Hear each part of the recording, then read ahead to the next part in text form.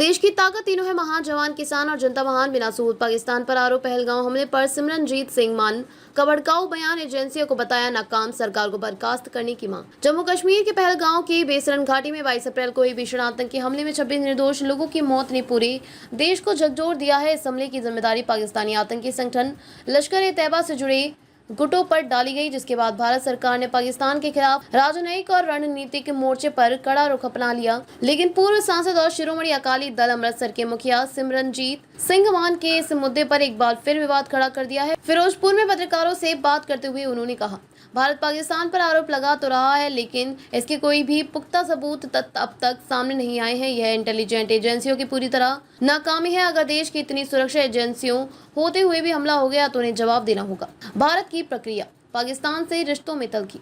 हमले के बाद भारत ने पाकिस्तानी राजनयिक संबंधों को घटाने, सिंधु जल समझौते से पीछे हटने और पाकिस्तानी राजनयिकों की संख्या कम करने जैसे कड़े कदम उठाए हैं। साथ ही भारत अंतर्राष्ट्रीय मंचों पर पाकिस्तान को आतंकी राष्ट्र घोषित करने की कोशिशों में जुट गया है।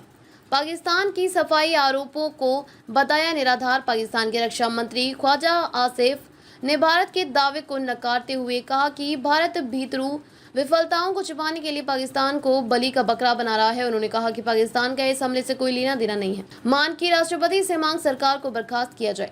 सिमरनजीत सिंह मान ने देश की राष्ट्रपति द्रौपदी मुर्मू से अपील की है कि हमारी सरकार इस हमले को रोकने में पूरी तरह सफल रही है।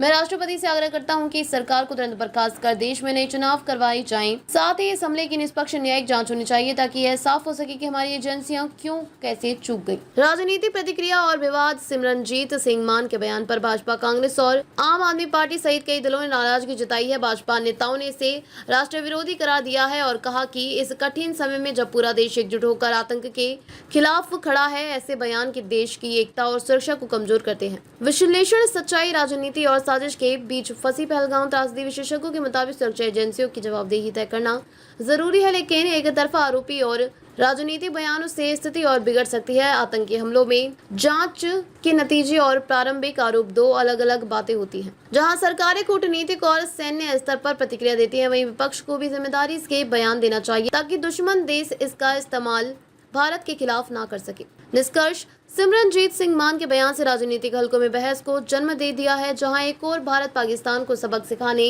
की दिशा में तेजी से कदम बढ़ा रहा है, वहीं ऐसे बयानों से आंतरिक मतभेद उजागर होते हैं। अब सवाल यह है कि क्या यह अभिव्यक्ति की स्वतंत्रता है या राष्ट्रीय सुरक्षा के खिलाफ बयानबाजी। अधिक अपडेट के लिए लाइक, शेयर और सब्सक्राइब करना ना भूलें।